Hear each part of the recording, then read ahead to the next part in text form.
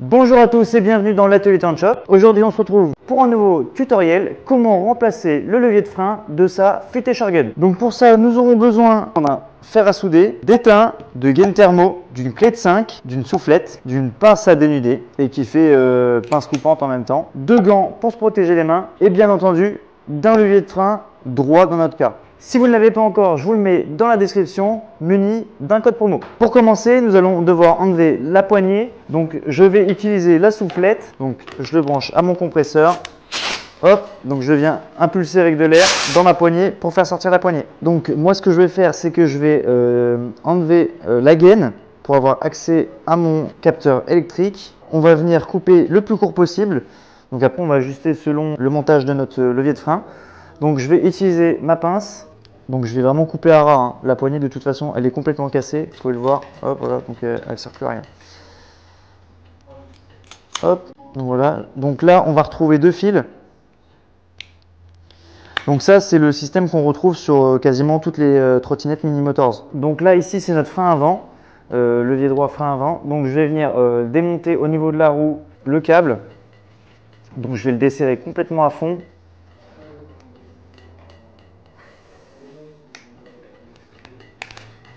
Donc là je sors le cylindre et je viens le revisser sur le câble. Maintenant que c'est fait, je vais pouvoir enlever le câble de ma poignée. Donc là, je vais venir tourner ici de façon à pouvoir sortir mon câble. Et donc là, je le sors du levier. Donc vous voyez, mon levier il est complètement cassé. Je sors le câble en entier. Et là, je vais venir dévisser donc la poignée qui est serrée sur mon guidon pour en mettre la nouvelle. Donc là, je prends ma BTR de 5.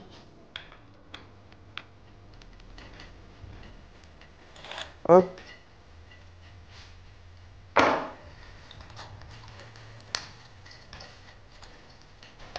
Et voilà, j'insère la nouvelle. Donc pareil, même place.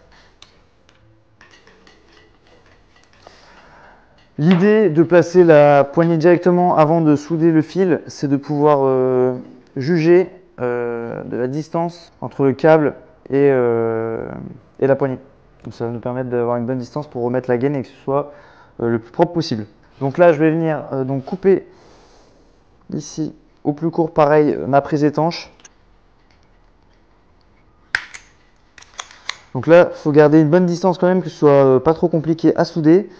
Je vais venir placer en premier lieu ma plus grande gaine. Donc je vais garder une bonne distance histoire de pouvoir recouvrir l'intégralité de ma soudure. Donc là, vous voyez, il faut que ça fasse au moins ça. Je vais prendre au moins le double pour être sûr que ça recouvre toute la gaine.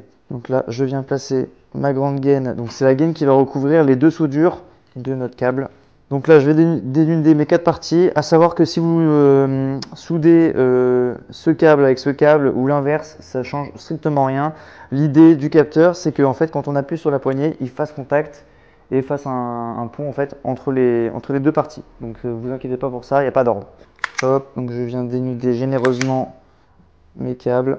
Et donc je vais placer mon étain à proximité. Donc moi, c'est un fer à souder au gaz. Donc je n'ai pas de câble, ce qui est relativement pratique. Et je vais pouvoir donc placer mes gaines, donc une taille inférieure cette fois-ci. Je vais commencer par la rouge. Donc là, je vais la tourner. Je vais placer ma première gaine thermo et donc je vais venir les enrouler. L'idée c'est que ça tienne le temps de la soudure en fait. Donc là, je vais démarrer mon fer. Donc là, je mets un peu d'étain sur mon fer. Je viens le coller. Et là, je remplis. Hop. Et voilà. Maintenant que c'est soudé, je viens replacer ma gaine thermo par-dessus. Et je chauffe.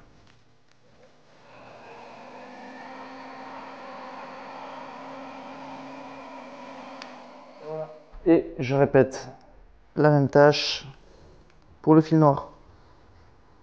Je roule mon fil. Je démarre mon fer. Et je remplis.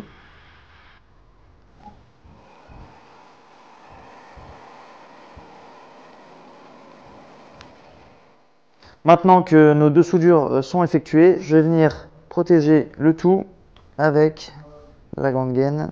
Donc pour ça, je vais la mettre en butée, hop, comme ça.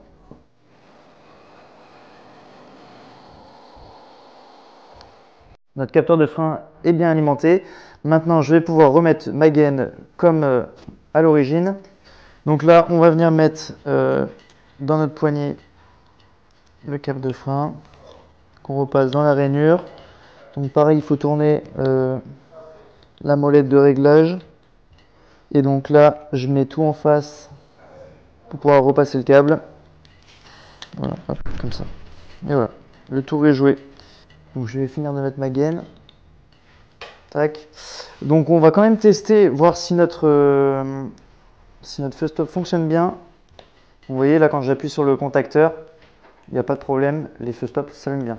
Donc on va remonter les éléments du câble sur notre tambour. Donc je viens remettre le petit cylindre ici. Tac. Le petit ressort. Je viens de mettre directement dans le cylindre. Ensuite on met l'écrou, on fait quelques tours, histoire qu'il soit juste bien sur la vis. Et là je viens le caler comme ceci. Et ensuite on peut le serrer à fond pour récupérer notre freinage. Donc après il faut effectuer un réglage. Voilà, là c'est bien ferme. Maintenant que c'est fait, on va pouvoir remonter notre poignet et le tour sera joué. Donc comme tout à l'heure, je viens avec ma soufflette. Je viens positionner ma poignée. Hop. Donc là, je vais impulser de l'air dans le guidon et je vais avancer.